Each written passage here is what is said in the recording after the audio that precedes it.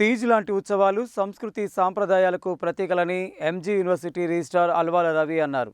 పర్యావరణ హిత జీవనానికి తీజ్ ఉత్సవం అద్దం పడుతుందన్నారు. మహాత్మాగాంధీ విశ్వవిద్యాలయం ఎస్సీ ఎస్టీ సెల్ ఆధ్వర్యంలో సోమవారం యూనివర్సిటీ ఆవరణలో బంజారా విద్యార్థులు తీజ్ పండుగను ఘనంగా జరుపుకున్నారు.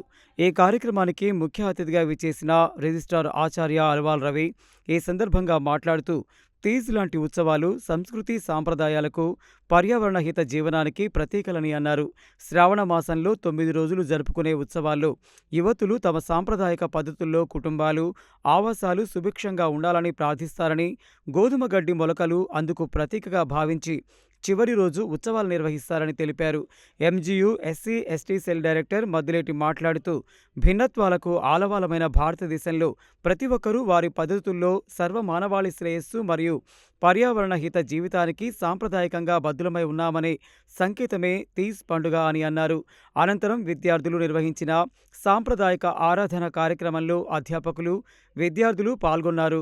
ఈ సందర్భంగా విద్యార్థులు చేసిన సాంప్రదాయక నృత్యాలు ఎంతగానో అలరించాయి. ఈ కార్యక్రమంలో మారం వెంకటరమణారెడ్డి, రమావత్ మురళి, విద్యార్థులు రవీందర్, సురేష్, శ్రీధర్, అజేష్, శ్రేయ, మేఘమాల, రమాదేవి, అనసూయ తదితరులు పాల్గొన్నారు.